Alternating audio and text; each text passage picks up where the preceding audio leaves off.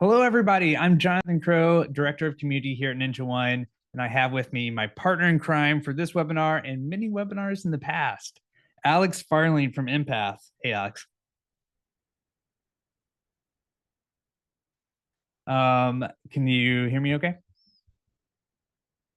Oh, you're on mute. See, this is what Alex does. He trolls me. There's too many mute buttons. There's one up there and there's one down there, and I need AI to manage my mute button. Jonathan, how you doing, buddy? I'm doing well. This is probably the one time I would complain about not being able to hear your voice, Alex.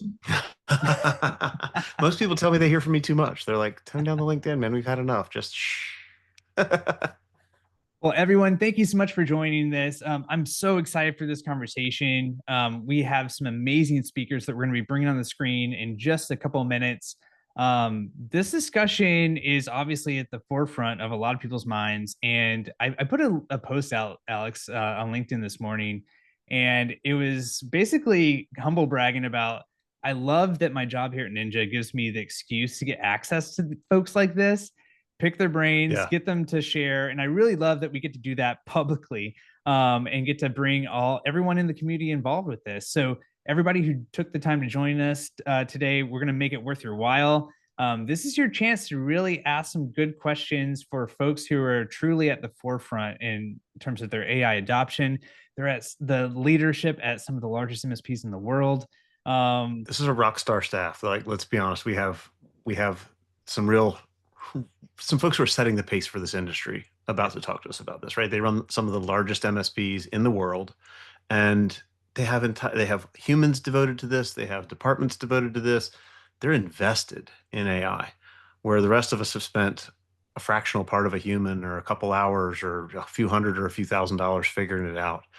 These guys are all in, and they're luckily enough, they're open enough that they're going to tell us some of the places they've had missteps. They're going to tell us some of the places they've had successes, and they're going to tell us where they think all this is going. Absolutely. I mean, this is one thing I appreciate too about you, Alex, and the conversations that you get going. We're going to pull up some things you've been leading these conversations on your post with LinkedIn. Where's everybody at? What are we trying? What's working? What's not? And we get to hear from this special group of folks. I'm going to go ahead and share my screen here. Here they are. We'll be bringing them on the screen in just a minute, but Elliot Hyman from the CEO of Lyra Technology Group. Lyra, for those of you who don't know, I had to kind of like do a double take when I saw these numbers. Over the summer, they announced they passed $1 billion in ARR. That's That's insane. sick. Yeah. Absolutely insane. Elliot's here. He's generous to give his time. He's going to be sharing Lyra's approach to AI and how they're working that in with their portfolio companies. Likewise, we have Peter Melby, who's going to be joining us a little bit later. He's from New Charter Technologies. Alex, he was on a podcast with Todd Kane, and that episode we both agreed, awesome, one of the best one Todd's done. I messaged Todd the minute I heard it and was like, that is an absolute banger. It's the best podcast you've ever done. If you guys don't follow Todd's podcast, you absolutely should. But the one that he did with Pete, just absolutely stellar. I will throw it out in chat. Is chat open? It's really quiet. So I'm wondering if maybe we haven't opened up chat for everybody. And we should. And everybody, that's one thing. I'm Hey, glad you all mentioned right. it. There we Don't go. be Here it comes. shy. Here it comes. Good deal. Because we're gonna Say throw some stuff hey. in chat. Yeah, yeah. Absolutely, absolutely. So I am going to drop a link to that podcast in chat. I'm going to be dropping Perfect. links like crazy all over the place here because we have a lot. Like, there's so much noise with AI, but there's a lot of good information. I'm going to be dropping links all over the place. We also want you guys to be involved. This is your chance to ask your own questions, share your own stories.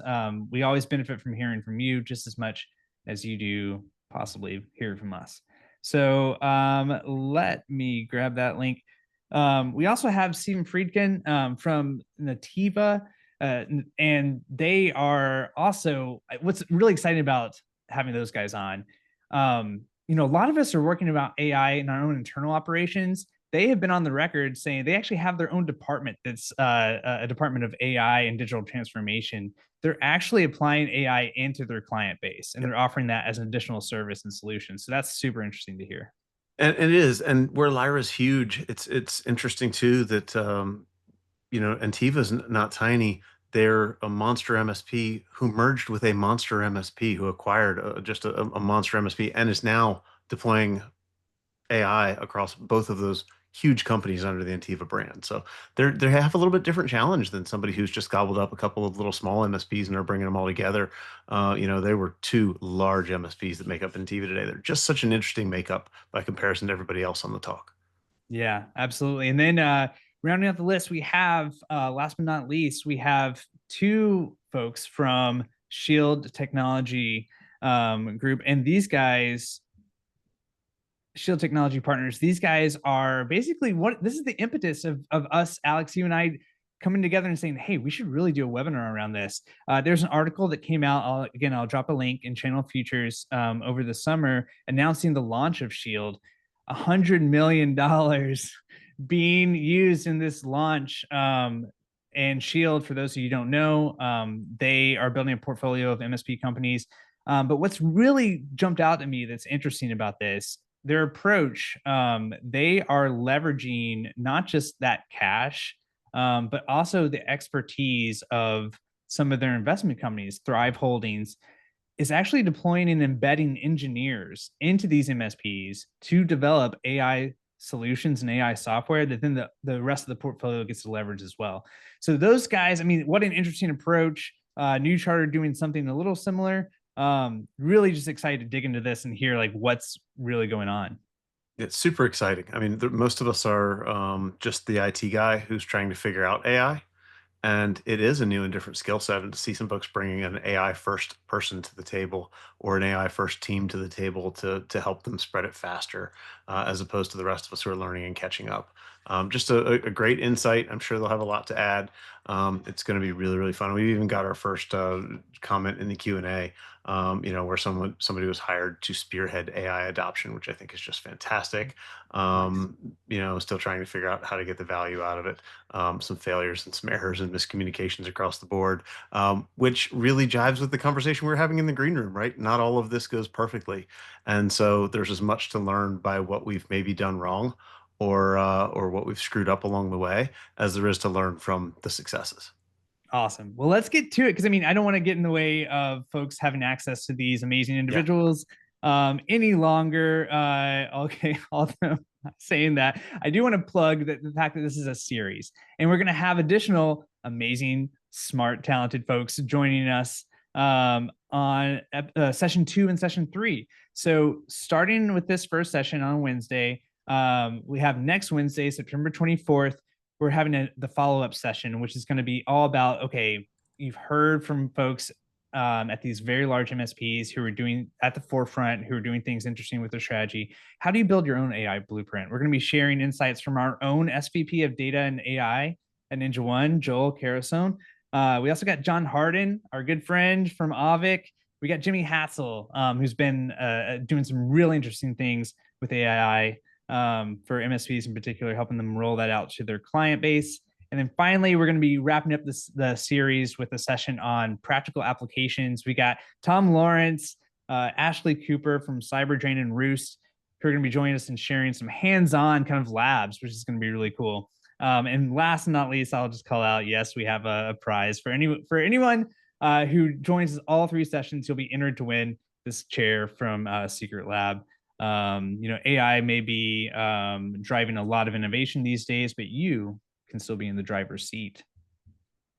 Did that work, Alex? I don't know. It did. I'm just typing in chat. Please don't enter for the drawing because I really want to win the chair, and right now I'm the only entrant. So if you guys would just take it easy, I could use a new chair. But if you want to compete with me for the chair, jump on in there. It looks like okay. Nice all chair. right. Yeah. With all that said, let's get the conversation started. I see that Elliot's here with us. Elliot Hyman, CEO of Lyra. Thank you so much for taking time. Thank you guys so much for having me on today. Absolutely. And we have we're joined by Stephen Friedkin as well, Neil Yurnieni from Shield Technology, and Mayank Jain from Shield Technology as well, co-heads of technology. Guys, thank you so much. What an amazing panel. We're going to be joined by Peter Melby in just a little bit about 1:30 Eastern. But man, let's kick things off with something that I want to get the audience's participation into. And I'm going to share my screen again. This is something, Alex, I love you, all of your activity on LinkedIn and how you rile up conversation. And so I've been You starting trouble know, since I was a little kid. Why stop now? Yeah, yeah.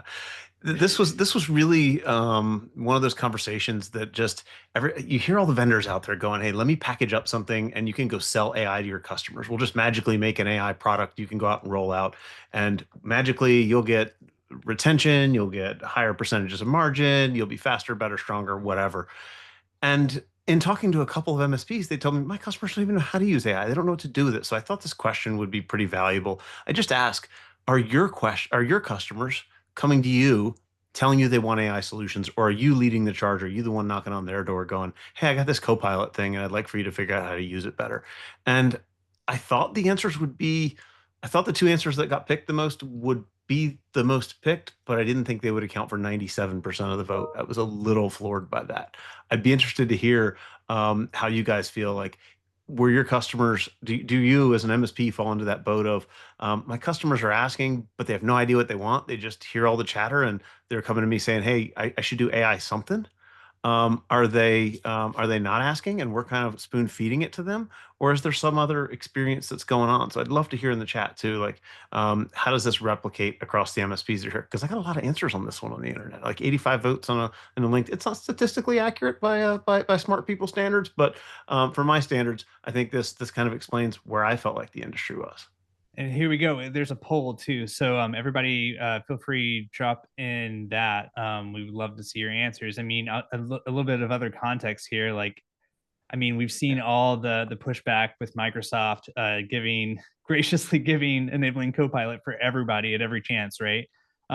We've seen stats from I think there's an MIT survey that was saying, 95% of AI pilots are failing right now. There's a little bit of backlash, I think. Um, so yeah, let's turn it over to our smart guests. We have their time here. Let's make use of it. Elliot, let's start with you. This kind of gives you a chance to talk a little bit more about your Lyra's own approach and everything. I guess for this question, is this something that you guys feel like you were able to get kind of ahead of, or do you think this is something that your customers started asking about it before you were really ready, or how's it gone for you? Yeah, it's a great question.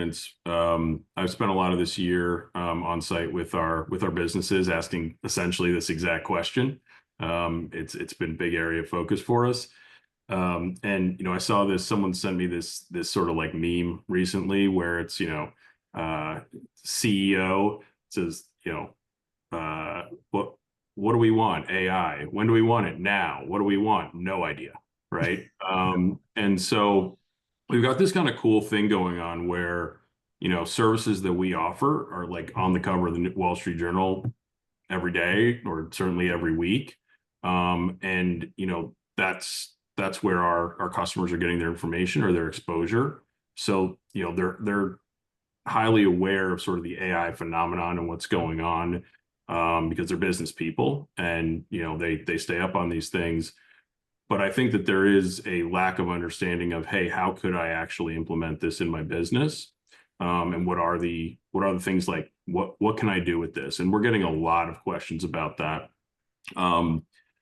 For our businesses that have higher levels of AI service capability for customers right now, they're getting overwhelmed with demand, not only from their own customers, but from other Lyra companies who are getting requests from their customers. Like, hey, one example, we've got a wealth manager client who says, "Hey, I get hundreds and hundreds of different documents from my clients all the time. I'd love a system that could summarize and categorize these and get the work or get the documents to the right place and maybe tag them with some things that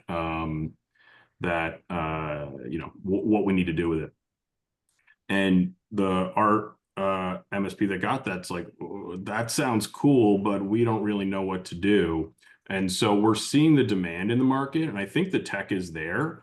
And I think what's missing kind of in the middle is actually what we provide, which is the people to actually go do it, and to solve the problem. And so that's been a major focus area for us, is how do we take the tech that's out there now, which is pretty good, can do a lot of the things that would add value for customers, and put the people in place that will get them to the solutions.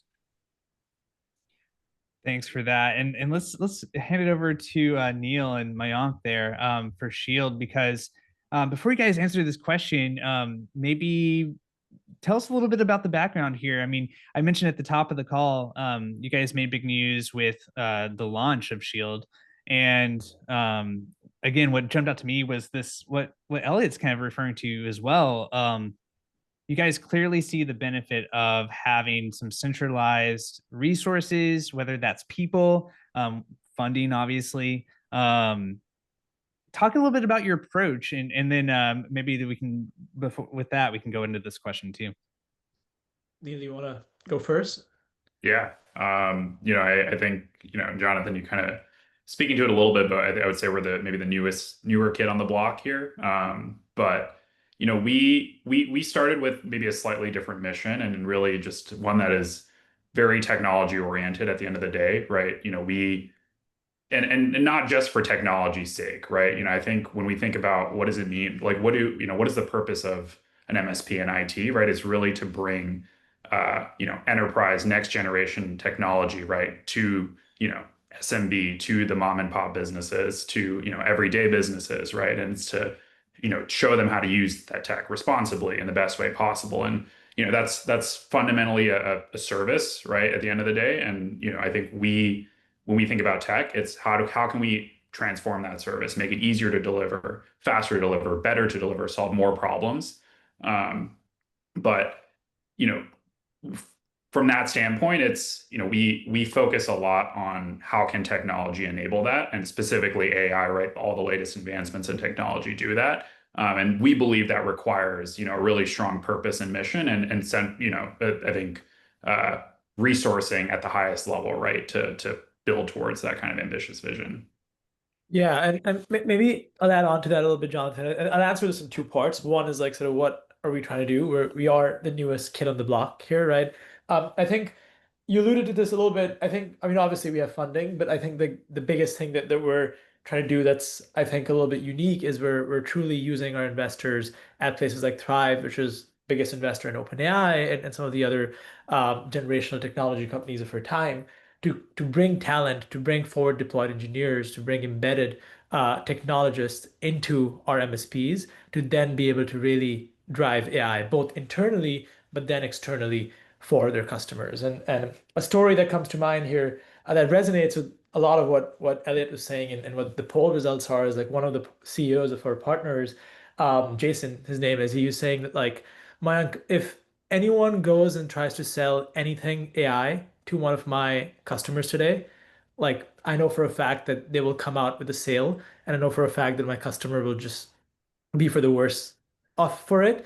It's my job to be their technology partner. It's not my job to just be like the person that fixes their computers, but I don't know how, right? Like it's like if they're coming to me asking me, an architecture firm is coming to me and asking me, how do we get off of just using like legacy AutoCAD and actually use modern software? I don't know how to, right? And I think that's the thing that we're trying to change because I think all of our partners are feeling it viscerally and they don't know what the right solutions are. Their customers don't know what the right solutions are. Everyone just reads Wall Street Journal and knows that AI is happening and everyone wants it. And for a lot of us, the AI is just showing up. We were talking about it a little bit in the chat, but everybody's experienced this. You open up your favorite app, and all of a sudden, here's AI staring you in the face without any classification of the data that's in the app, without any instruction on how to use it, or quite often without the ability for administrators to block it or take it away. To Elliot's point, like when he was talking about that prospect that they had that had AI needs, and the first thing I thought of was that sounds like really important and sensitive data that I don't necessarily want to just chuck out into a cloud AI somewhere.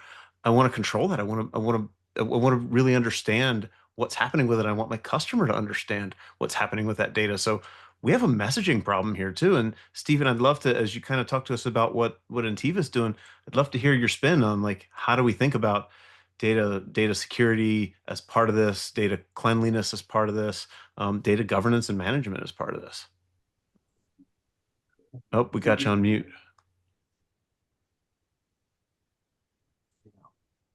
Nope. There we go. Wasn't me on my side, so. There we go. We got you now. Hello, everyone. Okay, going to the first question, as you framed it, what's happening across our approximately 2,400 clients. And it's a mixed bag, right? So you've got some that are asking about it, but don't know what they're asking for. I would say that's the majority. Then we're bringing awareness to it, to the ones that are silent. And then there's a very small minority that are asking and have very specific requirements around those asks. I just want to take you to Ntiva's general philosophy, which I think aligns with most of the folks on this call, which is we believe that it is our responsibility to be a trusted advisor to our clients. And in doing this for more than 30 years, there's always waves of technology that are coming out. And our goal is to make sure we're bringing technology to our clients while it's a competitive advantage and before it becomes a competitive necessity. When it's becoming a competitive advantage, it's often higher margin to us. It's also more bespoke. So it's more consultative. It requires just more engineering talent and less kind of, for lack of a better term, product SKUs. And we're in that phase right now where we're riding that wave up. And at some point, things are going to become much more productized and skewed. And it's going to be about really operational excellence and delivery. And just not to get off topic, but to compare that to the last wave in our space of security. When people were riding it up, it was high margin, bespoke. And today it's table stakes that everybody has the basics in place. And therefore it's about operational excellence. And frankly, if we're honest with ourselves, recognizing that that service is becoming commoditized and making sure we can deliver it at a low price point and maintain our customers by bringing them that next generation of tech. So with that said, and just before I segue out of security governance controls, absolutely imperative here. If we're not advising our clients on this, we're frankly negligent. We need to be letting them know what's out there, guiding them and pushing them in the direction of the solutions that they can use to keep their data secure. And I want to be careful not to, we're saying AI. AI is a big singular word. When I'm talking about what people are jumping into and we're seeing embedded, it's really LLMs and generative AI in kind of chat tools where customers are exchanging information inside of it to engage and interact. And we are really focused on educating our client base on what the right tools are for controls in their organization for those general inquiries, and really guiding towards Microsoft Copilot or an enterprise version of OpenAI that we're able to help deploy for them. So that's kind of just how I'll start with the frame, and hopefully that makes sense. For the clients that are coming and asking us what, hey, this is out there, what do I do to get started? We've created a packaged AI readiness kind of program where we have a dedicated team, our artificial intelligence and digital transformation practice, that when our account managers are talking to our customers, they're immediately able to show them this kind of lather, rinse, repeat readiness program. And what that is about is it's as well as a half-day session with the leadership of a company. First half is all about the art of the possible. What are some use cases? What's happening? How does it work? Second half is talking about their biggest business challenges and whether or not there is some form of generative AI that can help solve that. That could lead to proposals that are ultimately highly customized and bespoke and done by these specialists inside of this practice area. Now, our goal as we do this is to be very transparent with our clients and deliver those custom bespoke solutions in the most cost-effective way we can for the SMB community. And we do that by kind of getting their buy-in that we can leverage the intelligence of what we learn in their specific industry to then create repeatable projects and opportunities for other clients in that same space. So that's what we're for the clients that might not be able to write a really big upfront check to do all of this custom work, we're getting their buy-in to do it at closer to our cost, as long as we can use what we've learned from it to sell a recurring solution to a small business and really not have to overcome any of that initial investment. So, I can if go I'm a on small with- MSP kind of trying to take something away from that, that was a lot. Thank you. As a Yeah. small MSP trying to take something away from that, like I'm picking up two really important key things that you mentioned there, and I don't want them to get glossed over. One is you guys have built a readiness assessment and a repeatable process around putting AI in front of people, and I think that's super important because it all starts with, sure, everybody's giving you some language to send your VCIO in the room and confuse people with, but at the end of the day, we've got to actually deliver something. We've got to actually sit down and assess where our customer is and how they can come along with us on this journey. And number two, we begin to build niche offerings based on industry. And Ntiva's pretty big. You operate across a bunch of different industries. A smaller MSP, we probably only operate in one or two industries and just a couple. So we're probably finding some things that now become repeatable and value adds inside of that niche industry that we're in. So niching down our MSP becomes even more valuable than it has been up to this point. I think those were my big takeaways. Jonathan? Yeah, I mean, I think the other thing too, just looking at the responses to the polls, and thanks everybody for jumping in and doing that. It strikes me that we do see 17% of saying no, AI customers are not coming to us and we're not discussing it with them. Of course, that may depend on all sorts of factors, right? What industry or vertical you're in, things like that. But it does seem Alex, you mentioned this a lot. Like, if you're not having this conversation with your clients, who is, right? Someone else could be. They could be doing. I think it's the people on this call. Like, right. And these are all very well resourced MSPs who have sales guys who are going to go out and use this question to open a door, right? It opens the door. I'm being proactive about this and having these discussions and being the digital, like the trusted advisor, right? Walking people through. I would imagine it would be a lot easier to walk people through. Let's create a good, solid, secure foundation for this versus them coming to you after the fact and having to then set things up or trying to correct things afterwards. Yeah. So yeah, what jumps out at me is the importance of really being proactive about this stuff, which I think everybody on this call here in this panel are really good examples of that. The bespoke solutions part of it is interesting to me. And Elliot, I mean, let's turn this back over to you. How would you say how proactive have some of the portfolio companies been in terms of going out and developing things that they can then go to the customers with versus waiting for customers to come and ask? Yeah, so we where we're starting, and I think this conversation's gone exactly kind of the direction that way we're thinking about it, which is, we have 100 operating businesses in the group, and those businesses are on a spectrum on, how good are they at being advisors to their customers? Sure. And what is the quality of that? Whether you call it sort of the VCIO function, the account management function, what is the quality of conversation that's happening there, and what is the frequency of those conversations, and are they with the right people?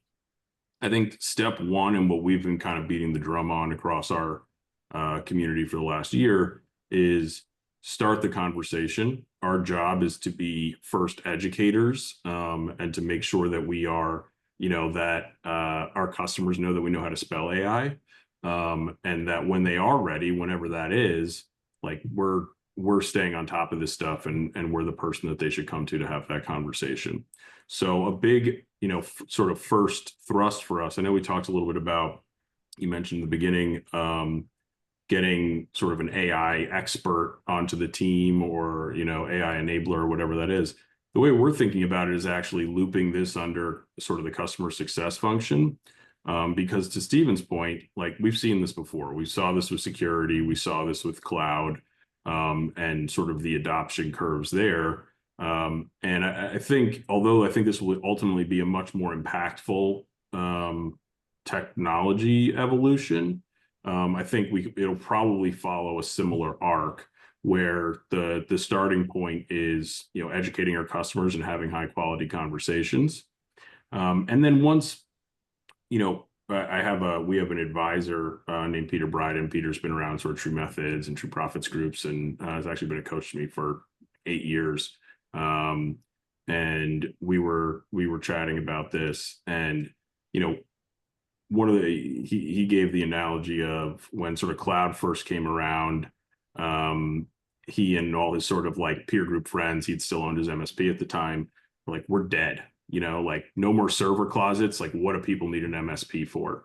And obviously now, you know, in retrospect, we can say that didn't end up being true at all. And if anything, people need MSPs more than ever, because the sort of complexity of small business technology is just going up and up and up. And the centrality of that technology to your success as a small business is going up and up and up.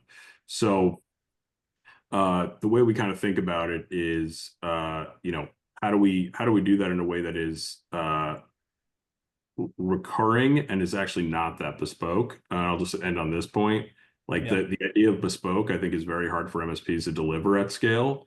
We're much more interested in, hey, how do we get, you know, 90+% same, and then do that last mile delivery and customization that I think MSPs actually are quite good at. And so that's where our focus has been. It's not so much creating the things, but building on sort of publicly available platforms and doing customization, and eventually having something that looks like an agent store, or something like that, where there's sort of these common AI tasks that small businesses, that our customers need, and we will customize that to your systems, your, you know, your rules, your context, but try to create a lot more standard work with recurring revenue attached. That's really interesting. And so I want to come back around to the point you're making about, I think about this a lot, and I've talked with Alex about this a lot, but the perception that the MSPs have with their clients. And, you know, Mayank, you pointed it out. Are you the person that just fixes the computers, or are you more than that? And we like to say it all the time, right? Yeah. Everyone wants to be the trusted advisor, but how do you actually get there? And if you have an established relationship, how do you steer it in that direction? I want to come back to that, but first, I want to go into the tech itself. So you're mentioning, you know, these potentially going down the path of kind of an agent store or something like that. Kind of going again to that idea of the value of having building something on your own, but with the goal of, let's reach repeatability. So we're having a single work that's able to benefit the rest of the portfolio, right? And so you're not having to bespoke everything. All right, Neil, Mayank, I want to turn that over to you, because this seems like it's directly into, at least what I read from it, the announcement that you guys are doing. And so I guess my question for you guys, and I want to hear from Stephen and Elliot too. So what, you're not just going to wait on the big vendors to provide you with like the perfect solution? What you're actually like, you're not satisfied to wait around for that? Yeah, I think that's a great question, and I can chime in and Neil can add. I think the crux to answering this question is actually maybe highlighting a little bit of what the Shield mandate is, right? I think the Shield mandate extends a little bit beyond just connecting our partners with existing products, right? And we've spent a lot of time talking to all of our partners, talking to basically every single product out there, you name it, PR, Roost, we've kind of seen them all, right? And I think a common pattern that's emerged is that like existing automation tools overpromise and underdeliver. Either they don't AI, or maybe they say they use AI, but it's actually just deterministic software at the end of the day. And so I think the Shield mandate has actually crystallized to not just be providing the best customer service to our partners, but actually building the best in class software platform for MSPs, period. Right. And so when you kind of think about it from that perspective, build versus buy is kind of irrelevant, because we're building the best platform for MSPs on the market, and we're deploying it to our partners already. So that's sort of how we think about the world. Yeah. And the only thing I'll add there to crystallize that is, you know, I think any vendor, right, is ultimately building in a lot of ways for the lowest common denominator, right, of their market, because they need to have, you know, a widely accessible, trusted, usable product. And I think, you know, that's where, you know, where again, our mandate is very clear of, not only are we trying to partner and work with, generational and help our partners build generational businesses, but we want to be able to support those generational businesses with a generational product and a generational platform. And I think then, as Mayank said, I think that it's not even a question of build versus buy at that point. Oh man. Okay, this is great. And what perfect timing for Peter Melby to join us. Peter, thanks so much for taking time. Yeah, thanks for having me. Sorry that, well, actually, I'm not sorry that I'm late. I assume that Elliot and Stephen solved all of it already, and we're just. Yeah, it's a solved problem. You can listen to the note taker when we're done, and it's all. I can't wait. I mean, the this is blueprint's like there for you. The happy hour afterwards, right? Right. Right, perfect. We were just having the build versus buy conversation, and you guys have taken a pretty unique approach. So for those of you who don't know Peter, CEO at New Charter, again, one of the industry's largest MSPs, and you guys took a pretty unique approach. We talked about the podcast that you did with Todd Kane, where you guys kind of unpacked what you've done, and we did share that link. But give us the 10,000-foot view of kind of what you guys have done in the build versus buy to deploy AI at New Charter. Well, one of my frustrations about the industry is also one of the benefits of this industry for the longest time, and that's its dependence on vendors. The MSP industry was really orchestrated by vendors. It was, it exists. I think even the term MSP came from a vendor, not from a provider. And because of that, we have a category now, and that's a really positive thing for our industry. But we also sometimes have a broken value chain, in that, and a broken innovation chain. And I say that with a lot of loving respect for the innovation that happens within, the vendor community. It's so important to what we do. But when it comes to what we're moving into, our view has been that it's our job to orchestrate the future of IT. It's not our vendor's job. And so it's our job to put the puzzle pieces together. And the vendors are really good whenever there's disruption and new things that need to be innovated. They see market opportunity. They say, "Here's a puzzle piece," and all the puzzle pieces are shaped exactly like circles, and none of them fit together. And so it's I think what you were just saying about the lowest common denominator. It's very, very difficult when disruption is happening quickly and innovation is happening quickly for a vendor that's building to the lowest common denominator to actually build discretely for any one entity. And we can't build very effectively and orchestrate very effectively when we have to move our entire business to just what the vendor decided now, and that vendor's still finding their way. So it's a lot of zigzagging. And I say that with the idea that we will utilize every bit of what this industry has to offer from a technology perspective, vendors, all of that, but it's our job to own it. So 6 months ago, we acquired an AI startup, and it was a startup that was initially aimed at the broad industry and focused on that. And they looked at what they were doing and said, well, the effectiveness is because we're not building for the lowest common denominator. And that creates a problem because I can go get funding and then immediately my value and the success that we have could potentially be diluted. And also I have to go wear purple shirts at an event, instead of focusing on innovating that. Alex, I'm just kidding. But I felt called out on the purple shirts. It's beautiful. Come on. I usually say goofy shirts, but because that's what Ryan says. But yeah, I'm true. Just stealing the words from from him. No. But the first thing I asked you when you told me this story, you said, we went out in the quiet. Well, I saw it on online. It said you bought a SaaS platform. Like, are you going to compete as a SaaS company? And your answer was what blew me away. Yeah, it's that I don't remember what my answer is. So tell me. Well, it was kind of this story. Like, we're not going to go to a bunch of shows and compete as a vendor. Yeah, like absolutely. This is internal core technology for us now. Yeah. And it's not core technology that's focused on displacing the vendor. I mean, Elliot and I have talked about this a lot, where it's really focused on how we get the most right now. And the biggest thing for me is that I need to perpetually own the next 18 months of my innovation. And I expect that off-the-shelf products will cycle through and replace, over 18, 24 months, 80%, of what we're building and orchestrating.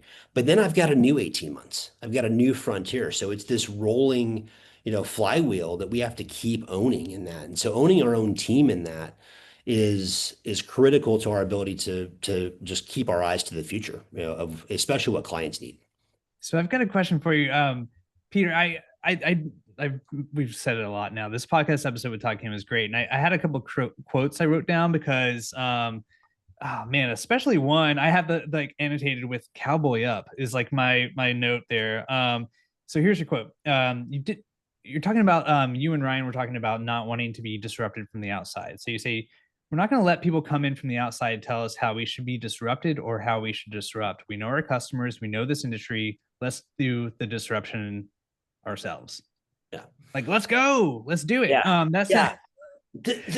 but well, I guess I have a follow-up question for that. Yeah. Like, I love the sentiment there and everything. So then you also had some, I think you commented out, like, is this a first world thing that you're able to do in terms of having, you know, you guys, Lyra, Shield, like you have the development funds to be able to do this. But then you also kind of were discussing there, like, you know, the large platforms out there, they have to be, they're beholden to seeking out the largest TAMs, building out again to the lowest common denominator in terms of what you're going to break and everything.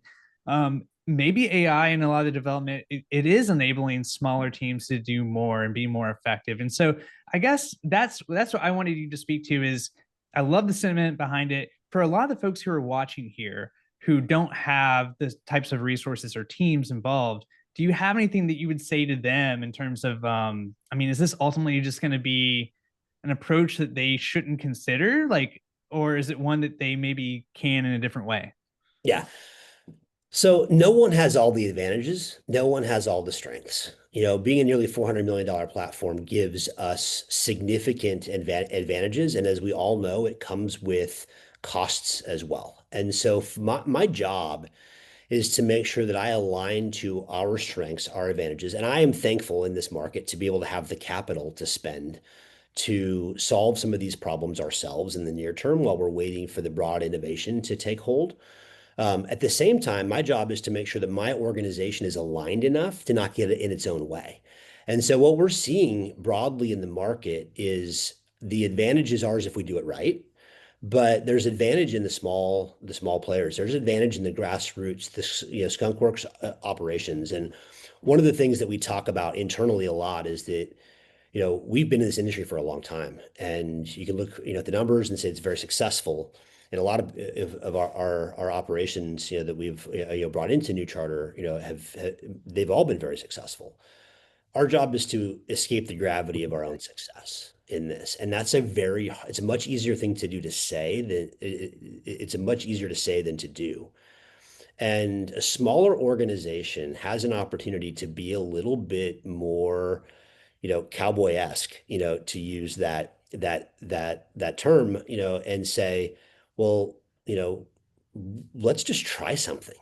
You know, let's just see what happens. I mean, that's where innovation comes from, is, you know, trying shit that doesn't work and then figuring out that it doesn't work, but something else can. And that's my concern about the financial model of the industry. It's something I talk, you know, with our investors about consistently, is that if everything is going to be a straight line to a 6-month return, we're never going to innovate the way that the industry needs, and we will be disrupted in that. But so that's actually where if you're not in what some would call, you know, and I feel it, a privileged position to have the capital, have the structure, you know, be able to look at this, it doesn't mean that you have different strengths. You have different ability to go in. The most important thing in this whole thing is understanding where the customer is, where the customer is going, whether they know it or not, you know, and being able to aim towards that and being creative about it. And Elliot kind of touched on that too. He made the comment that, you know, it's the account manager, it's the CIO, it's the person who's in with your customer who's leading this conversation. It took me right back to how he took security to market, right? It wasn't about who had the best widget or gadget. It was about who was able to have the right conversation with their customer and take them on a journey that improved where they are today over where they were yesterday. Absolutely. And I'm hearing the same kind of thread. And Stephen, I'd love to loop you back in and just kind of hear, because you sit squarely in the middle of this, but your growth model's been different than Peter's. Like, you guys did a monster acquisition, and instead of bringing in a bunch of small portfolio companies, you guys have 2 really large portfolios laying on top of each other. Does that change how you go about this, or is it still, you know, at scale, just one of those things where you still make a pretty central investment and roll it out across the clients? I hope we lost you again. We don't have your audio.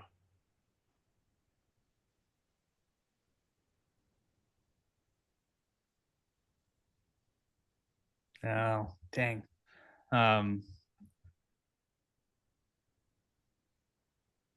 You might try hopping out and hopping back in, and we'll see what happens. Yeah, man. I feel like there was a great answer in there. I know that there was. His hands were like, yeah. I- Go ahead, Elliot. I'm pretty decent at reading lips if he just wants to. This just got fun. Yeah, we get to put words in Steven's mouth. Yeah. It's like one of those, speaking of AI, right? There's those AI generated sort of deep fakes where you can kind of put any word. I think we should record Steven and make one of those. Don't tempt our audience. What could possibly go wrong? Do this. Be on MSP Reddit later today. Yeah, Steven, maybe if you want to jump off and try jumping back in, maybe that could help. And as we're waiting on that, let's address the yes. question that's in the questions in the Q&A right now, which is basically, I'm a pretty small MSP with just me and one other employee. A lot of this conversation feels like it's dedicated to people that already know how to build an AI tool, how to build an AI solution.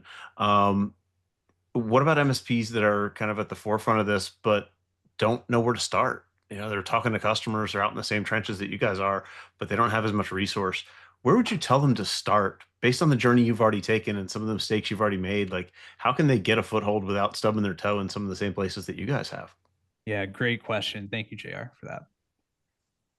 Yeah, I'd be happy to take that one. So yeah.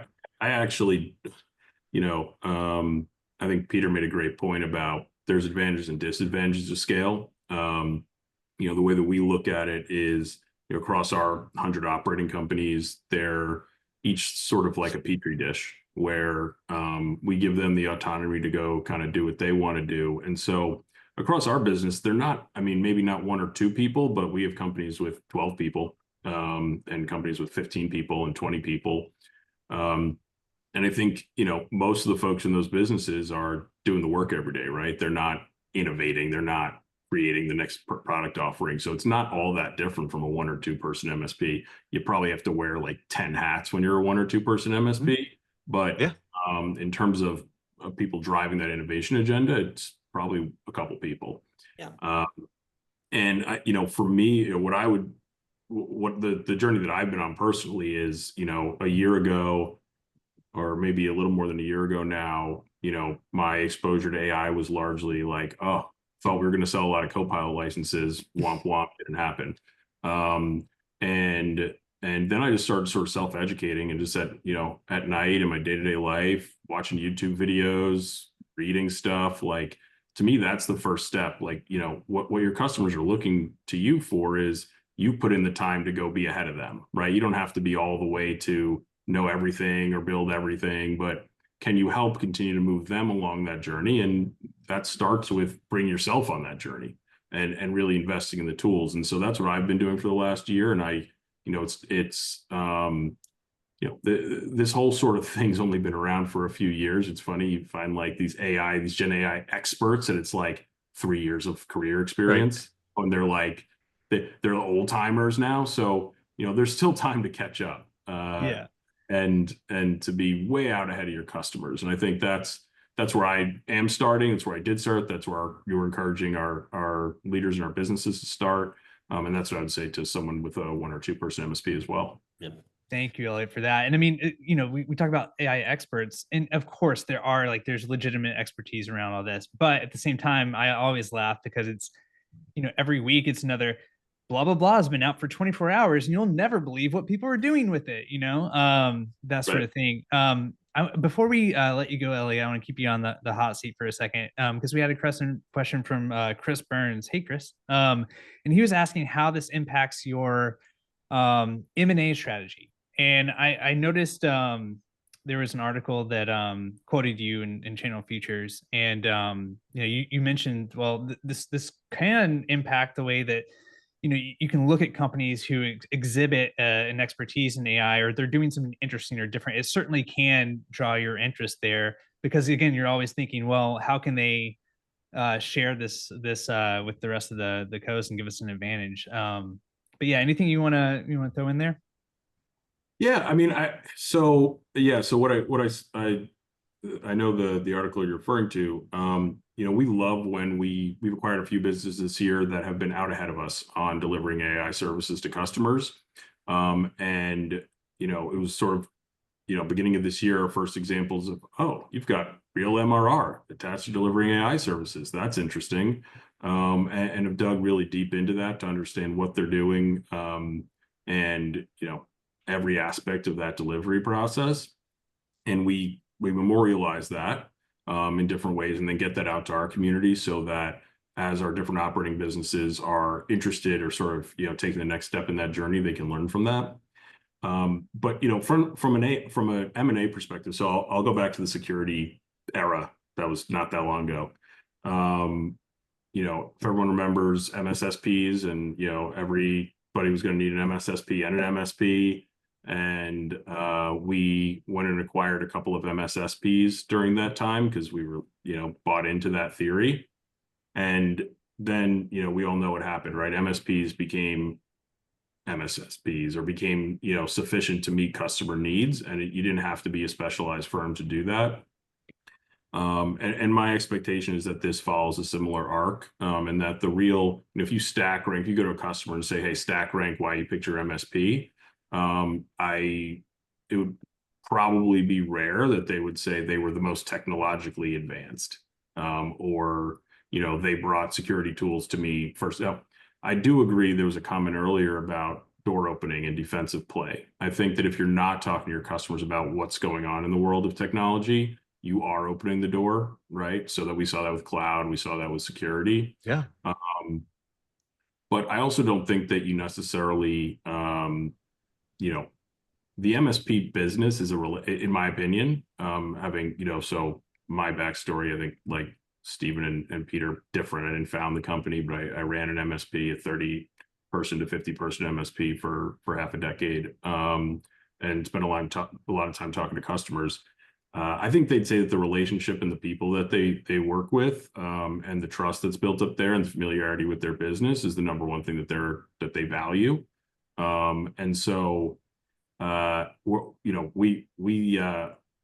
M&A strategy is great MSPs are great businesses, and we want to own as many of those as possible, because of all the characteristics that we all know and love about MSPs. So we're not really changing our M&A strategy. I think that there will be a progressive evolution of the sort of bread and butter MSP, especially those that are sort of the top of the market, towards being able to be the service provider of AI services to their customers. Thanks for that, Elliot. And I mean, obviously, Peter, you talked about with Ryan and everything, a different, not investment and acquisition and everything. It's a little bit different. But there, I'm kind of curious because Elliot, you mentioned there's a demonstration of being able to roll out AI solutions and generate MRR for clients. And then there's also a different demonstration of, hey, we've been able to implement AI and operate really efficiently, right? Like we've been able to operationalize that, and maybe there's things you can benefit there. So my question is, do those things both have to exist? Like in your experiences, are the MSPs who are rolling out AI enabled solutions for their clients, are they the ones that also have by default kind of done this to themselves first? Good question. But my first question is, can we hear Stephen? Yes, let's find out. Test. Yeah. All right. All right. Winner. I swear this isn't my first Zoom. So, all right. So I'll answer real fast, but then I've been hogging the mic since I got on. My view is that MSPs, when we look at our industry, we look at ourselves and we forget about the customer. We get really focused on what our own models are. MRR, all these terms that like our customers just don't care about. And the big, you see innovation, and then the first question at MSP conferences, webinars, all that is, how are we going to monetize it and how are we going to build MRR out of it? It's like not everything should be that way. There are components of it that should be that way, but the exploration of it is more important than that. And so I think the most important thing that we do with our customers is understand how this is impacting their businesses and potentially going to impact their businesses. We can't speak to that unless we have a really clear view of how it's impacting ours, and that we just take off our blinders and start looking with curiosity, around this, not the monetization lens. The monetization comes, I mean, value creation in this is like, you can't look it directly in the eye. Anyone who comes in and says, like, even like platforms and all of that, it's all about shareholder value and all about, it's like, no, it's about customer value. That's exactly where shareholder value is built from. And I think this follows the same path. How are we creating value for the businesses that we're serving? There's an endless road to, in this industry, of opportunity when we look at our job as modernizing the businesses that we serve. That's our core responsibility.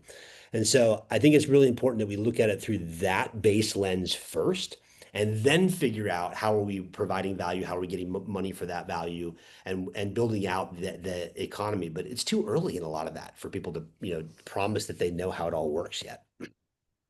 All right, Love that. Stephen, now that we have you back, yeah, I mean, would you like to jump off of that, or would you like to go back to what you're talking about before? I mean, I'm interested from you guys, how it's been. Maybe you could just talk a little bit about, now that you have an official department that's kind of, you're probably ahead of a lot of people when it comes to try to standardizing this offering. But I'm just curious, what the journey's been for you guys with trying to figure some things out, and maybe some specific examples, because you were saying in the green room, you're happy to share what's worked, what hasn't.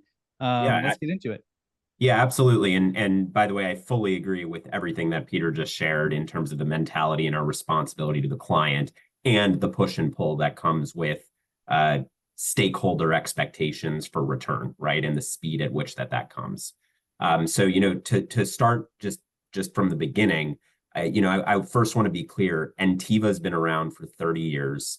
We've acquired 15 of our own MSPs, fully integrated them. And then in April of last year, we acquired the Purple guys, who had acquired and partially integrated about 10 companies. We've merged all of this, and our business model, slightly different from some of the others on this, is to be a single integrated entity that provides services to our client base. So, just understanding what's been shared to this point, the smaller MSPs, I actually think, have opportunity here, right? We're a big ship to steer. So it was really important for me 2 years ago to start doing this and start moving, because I can't move as fast as some of the other players. So understanding that, 2 years ago, we started to challenge our team internally. What do we need to do? How can we be leveraging generative AI tools to make our jobs easier, to make us more efficient, to make us more effective? And in learning how to do that, we would become more knowledgeable to share that and be a trusted advisor to our clients using our own experience shares. As we do that, suddenly clients become referenceable, and we can talk about their own experiences and use cases. So that's really the core model. So going back to 2 years ago, we started to challenge our team, just play. Fun fact for all that are on this webinar today that don't have a ton of experience. To be in the 95th percentile of anything, you just need to spend 15 minutes a day on it, or 100 hours a year. So it's not impossible to get there. Just start now. In terms of looking at our artificial intelligence and practice, like, I have flashbacks to early on in my career where I built a hosted Exchange server, got all of my clients on it. They were rocking and rolling. And then, within 5 years, Microsoft decided they wanted to do it themselves. And in the process of doing that, while we initially innovated and gave the client something that they otherwise wouldn't have had, Microsoft was increasing the price of the license to me while decreasing the price of what it would cost for the customer to go direct. So on the build versus buy puzzle, right now we're in the camp of build. And it's for the same reason that you've heard from the other folks here. The innovation in our industry is coming from the wrong direction, and we need to be in control of what that looks like. But we've really been careful to build a committee and make sure we don't have blinders on to what's being created left and right around us. So that is to say, we kind of have a committee to take the bias and the connection to the baby we've created and make sure that the industry isn't offering something better, faster, cheaper that we need to be considering and bringing to our customers. I'll just share and then I'll pause so we can guide this where we'd like. I didn't come up with this because I'm a particular genius here, right? I came up from this or with this because I screwed up. And early on in even the AI experimentation of 2 years ago, we started full steam ahead creating Natalie, Ntiva's artificial thought and language intelligence engine. Natalie was rocking and rolling, doing lots of amazing things, processing tickets, prioritizing, giving the last troubleshooting steps, doing sentiment analysis. The team was crushing it on this, and I was so excited. And then I go to an IT Nation, and they're talking about RPA and Sidekick, and this $40 million investment that they put into it. And I go back to my team, and I'm like, guys, we're a couple $100,000 into this. We need to pause and see if ConnectWise is going to give us this thing for $499 a month, and it's just going to work. And my team, God bless their souls, are like, ConnectWise never does that. They say they'll do that, but it never happens. And I said, I understand, but let's see what's out there. So I had to pause them. They looked at what was out there, spoke to ConnectWise executives. There was lots of talk, very little action, and we went right back to Natalie. It was about a 2-month delay, but it was a 2-month delay that we needed to take in order to validate that we weren't going in the wrong path. And there's a few more of those that have happened over the last couple of years, but I'll pause here just to make sure we're framing this in a way that's helpful to the audience. Steven, I have a question for you on that. Do you regret building your Exchange server and doing your own hosted Exchange? What I regret is the ego that I had around it as the market changed. And that's the change. So I don't regret being early. I don't regret innovating for our clients. I regret pretending like I was going to beat Microsoft because I wasn't. Bingo. And I think that's the thing that weighs our industry down a lot. And for all of you in the chat talking about, being a smaller MSP, struggling through this, the advantage of agility that's much more natural when you're smaller. It's an advantage. And I think that 5 years in a product cycle before something gets disrupted is relatively long in the technology space. The problem is that we're service businesses and it sucks to get disrupted. It sucks to change our model. So having to change every 5 years feels excruciating. And that's one of the misalignments that we have in this is that it's much easier if the world never changes for a service business. It's not great for technology, but it's really great for us. And to that end, I'd like to go around the horn and get everybody to weigh in on this one. Like, as this disrupts or changes the service business, how do each of you see this impacting the org chart? Because we had a question in the chat already. Somebody said, hey, what does this mean to my team? My team is nervous. They're afraid. They've watched too much 60 Minutes and AI is coming for their jobs, blah, blah, blah. You guys are really in this. You're at various stages of, like, we've built a big thing. We're building a big thing and starting from zero with a lot of cash in our pockets and going to build a big org chart. We've got a big org chart and we're rearranging it. I'd love to have all of you just weigh in on that question. Yeah, so that folks can understand that. Absolutely. Great question, Alex. And let's start with Neil and Mayank. For Shield, I'd love to know how big your org chart is today too, just like where you see it going, because you guys are taking the different approach. Yeah, and also, like, you guys are bringing in, you're talking about embedding some specialists. There's options there. Are MSPs supposed to hire? Are they supposed to just strictly train up? Anyway, go ahead. Yeah, maybe we can talk a little bit about a model first. I realize we didn't shed too much light on it. So the model is very much partnership based. And so we partner with MSPs of varying sizes, but we're always it's always a pull, not a push. So we have engineers, we have embedded talent, we have sort of some of the best AI technologists because of our backing ready to go and ready to deploy, right? And we have the product ready to be deployed, but it's very much we're taking the journey with our partners and never pushing anything on them. And so we partner very closely, but it's never like a push model. But the way we think about the org chart in general for people that we think will adopt this going forward, and I think everyone will adopt it at a different pace, is like our vision for what an MSP should be. And I think this resonates deeply with every single IT engineer we've talked to. Like we've spent a lot of time on site with all of our partners. No IT technician likes doing L1 tickets, right? Every technician is waiting to get to L2 or L3 or to get to a point where they're managing a bunch of other L1 engineers, but only the interesting tickets are coming to them.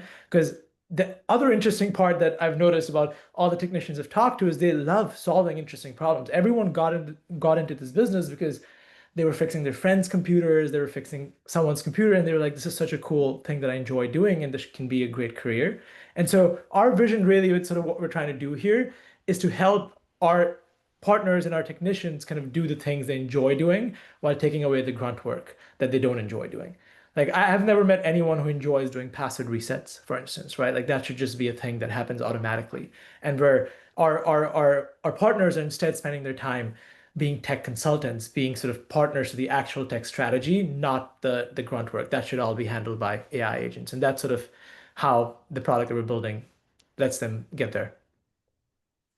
Interesting. I mean, it sounds like, I mean, this is the promise of automation in general, right? I dropped a link to an article from Jason Limkin at SaaStr. And I hadn't really seen the spin on it before, but he was basically saying, you know, look, this isn't about like making sure that we never have to hire like entry-level talent anymore. It's just there is work involved with building a SaaS business that people just don't want to do. They're just not going to do it. And so, you know, this involved like, I mean, he uses examples, salespeople following up, doing advanced, you know, discovery, research, things like that. He's like, that's what we're trying to, that's the way that they're approaching AI, is trying to identify those types of things that even if they have currently low level, entry level people doing those things, it's not about like freeing them up. Well, it is about freeing them up, but they weren't doing the work to begin with. They just don't want to do it.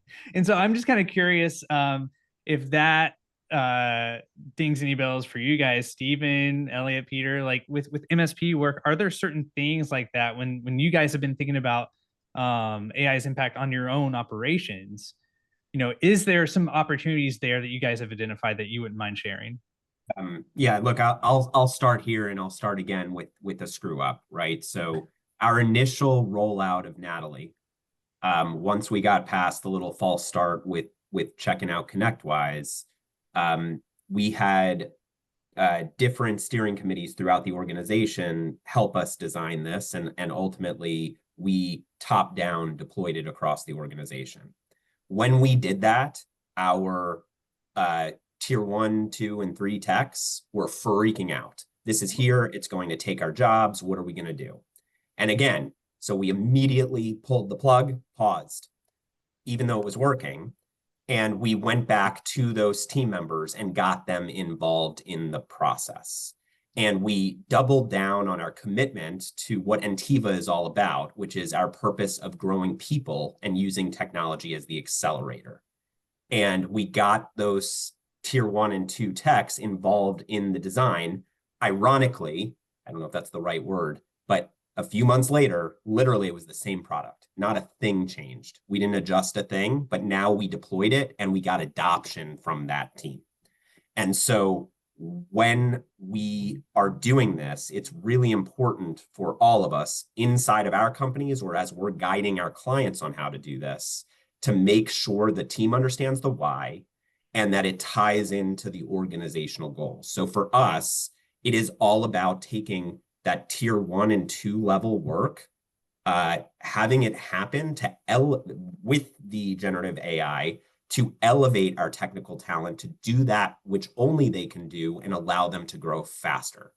And once everybody understood that and that it was completely in alignment with our purpose, we started to get much more adoption and success with the tool set.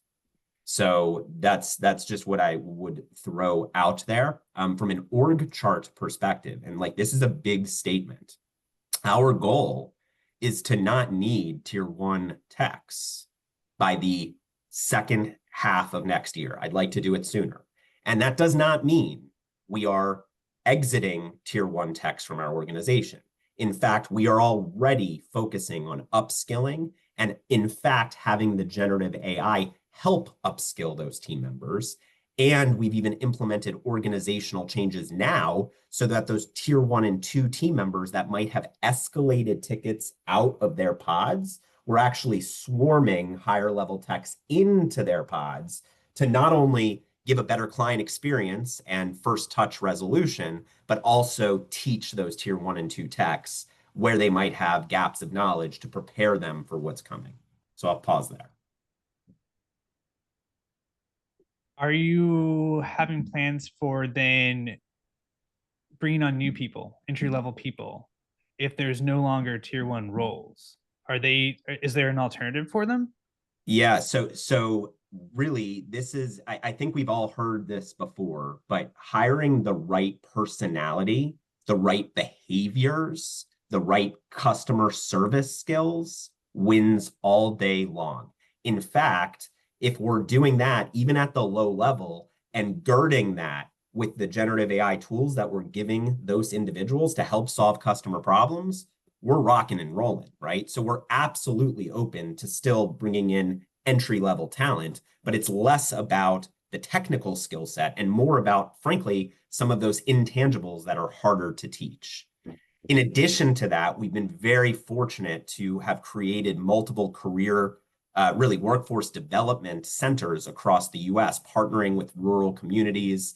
Oftentimes the last employers there were steel factories that shut down in the 90s, and really partner with local colleges and build curriculum that matches what we need these folks to do. So we continue to double down on that, and we've updated that curriculum to be AI ready. Interesting. Yeah. John, I think that we take a little different approach to the communication. Like, if we just do some math, if you have industry best, just amazing culture, employee retention, and your employee attrition is 10%, industry average is between 35 and 38%. Just so say you have 10% employee attrition because you're the best. I also ask leaders, how much of our team is underperforming at any given time? And everyone smiles because we have been in a place where we've been really challenged to hire great people. So let's just say another very conservative number, 10% of our team is underperforming at any given time. Of that 10%, what percentage, how many of them are coachable into performance? Let's say 50-50. Now, what we've learned over 25 years is that we don't know which 50% is. And sometimes it surprises us one way or the other. Yep. But, and then say we're growing 10% a year organically. So you can add all of that up, and then you take what level of efficiency are you creating in your service process? And the math works out that we don't actually have to do this yet. So that we don't have to look at it and say, oh, there's a broad, problem here where we're just going to have too many people. Right. We're not creating 50% efficiency yet. We're creating, 10, 15, 25% efficiency, and that allows us room to do that and to do that effectively.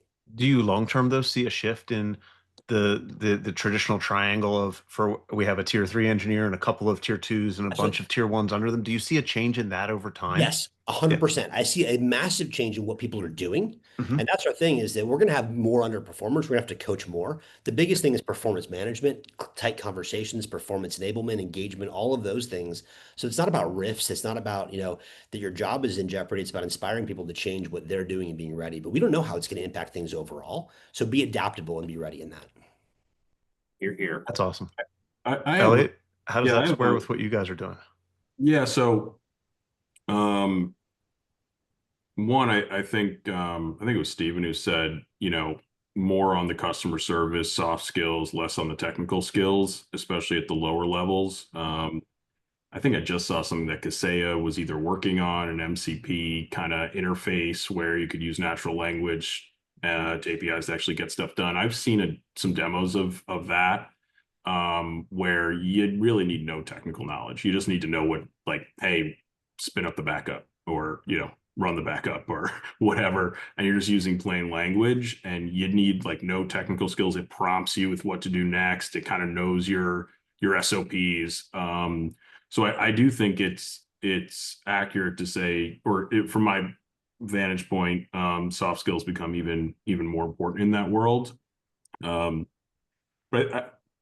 I was watching a interview that Sam Altman did with one of them. He's been on like a tour lately, but he did this interview where he said, hey, when calculators were invented, everyone thought it was like the end of math.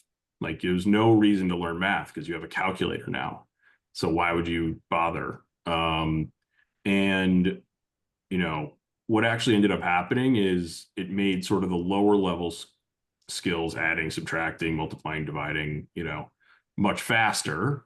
And so what happened in math education isn't that it went away, it's that we actually started being able to teach like calculus in high school, right? So people were able to accelerate and do more faster because the low level skills were so quick to kind of, we built on it. So that's kind of more what I'm expecting. I think that I think there'll be more people employed by MSPs 10 years from now than there are today. That might be a contrarian view, but when I look at the demand curve for technology for small businesses, and how much of a small business's budget or any business budget they're going to be allocating toward technology and technology innovation, and the likelihood that they are going to become good at that. So your law firm, your wealth management firm, your engineering firm, like the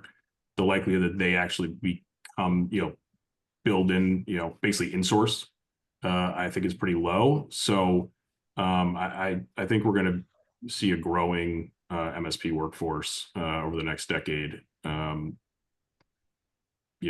with AI actually driving more of that, not less. Doing different work, but more people.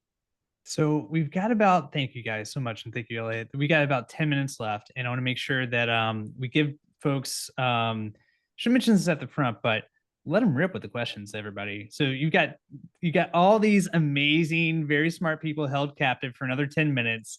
I shudder to think about like the cost of money what that equates to.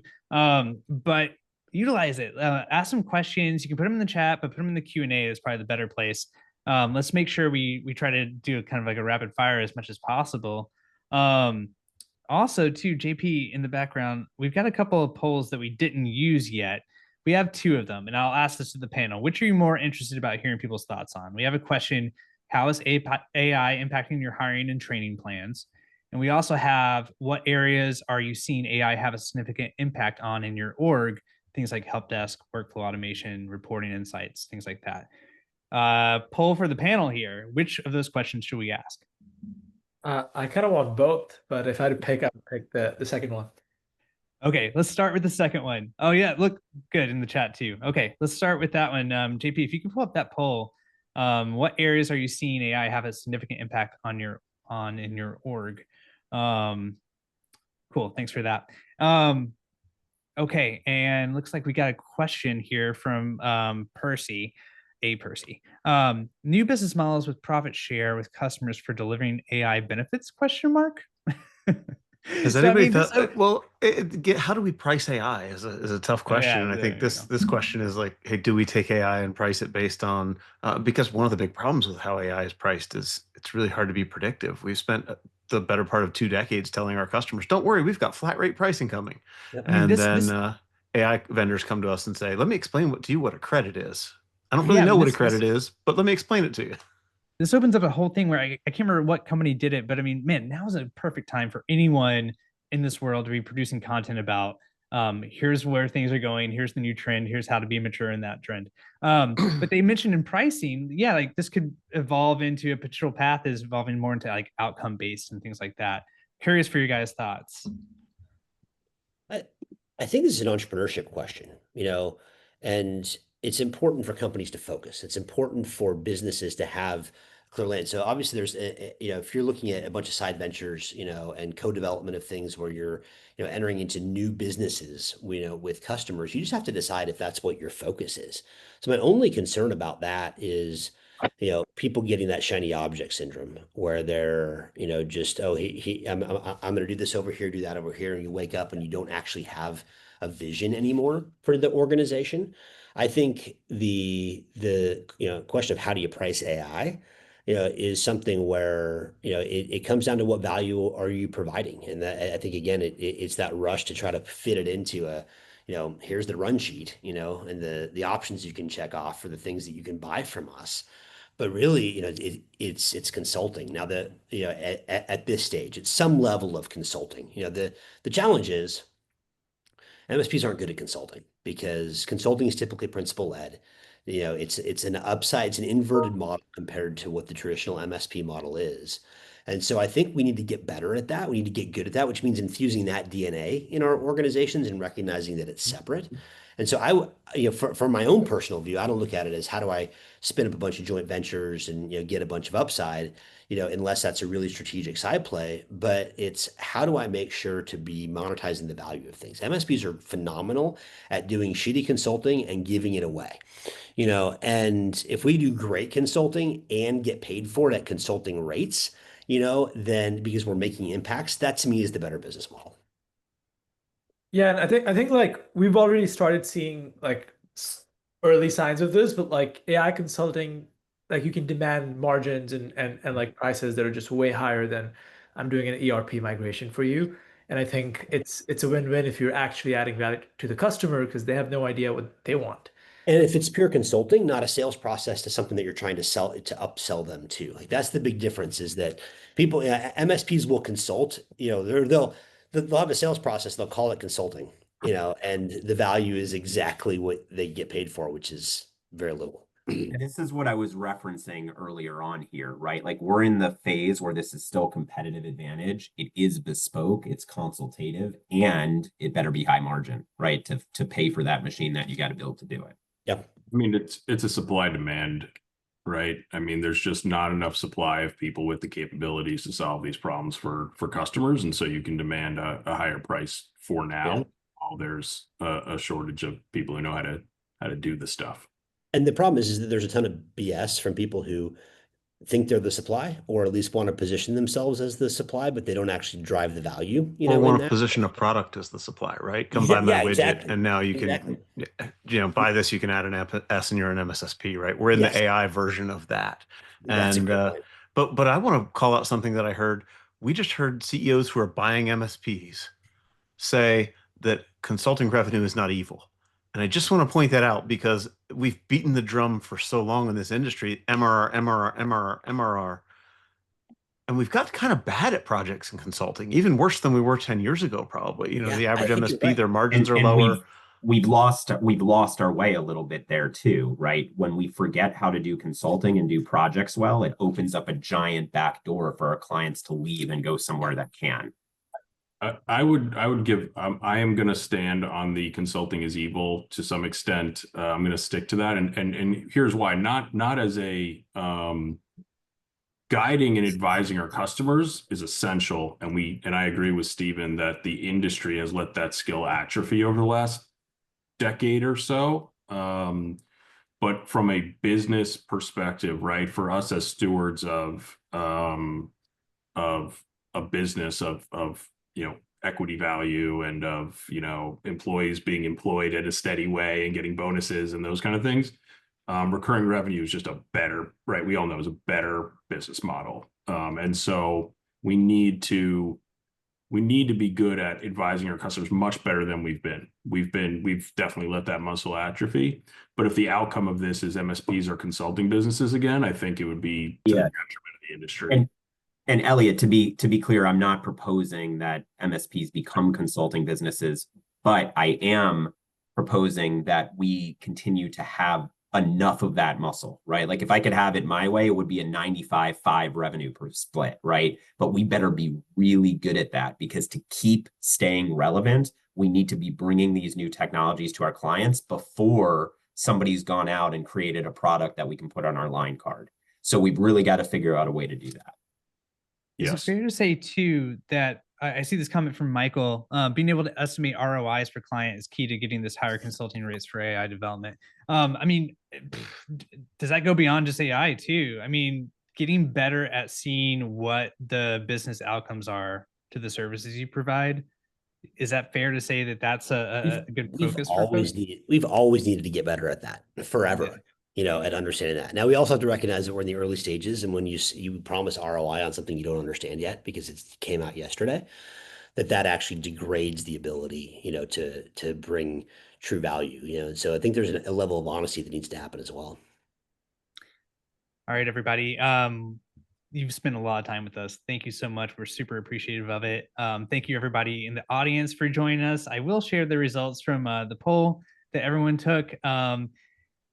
Maybe not a surprise, right? Like going to this, what can AI help either, I don't know, streamline or revert resources from? Help desk seems like the big one that people are focused on, but not far behind. More workflow automations, reporting behind that.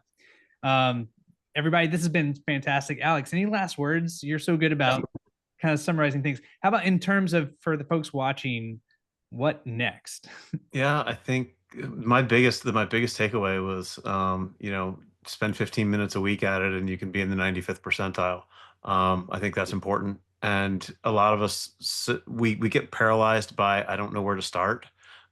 Start internally, like go do the thing, go build your Natalie. Go figure out, you know, like not all of us are, as Peter said, privileged to have the resources to go out and buy something and hit the ground running. So knowing that, do the thing that moves the needle a little bit. Stop and go do the work, I think is the big takeaway. Like, and it doesn't have to be days or weeks or months worth of work. It's got to be iterative, a little bit here and a little bit there. Well, guys, you kicked off this series so well. Thank you all again. Thanks, Everybody everyone. watching, come back next Wednesday, same time, same bat channel. Yeah, We're going to be we'll talking have some of those with, internal practitioners, right? This will be fun. yeah, so we're going to be talking with folks who are going to be, we're going to kind of go from this high level visionary thinking down into like, what are the foundations you need to be setting to actually set up, enable AI initiatives in a secure, scalable way? And we're going to have people from NinjaOne talking. We got Avix, John Harden, Jimmy Hassel from Natalie AI. So come back to that panel. But guys, thank you once again. Really appreciate you all, and take care, everyone. We'll see you next week. Thanks so much.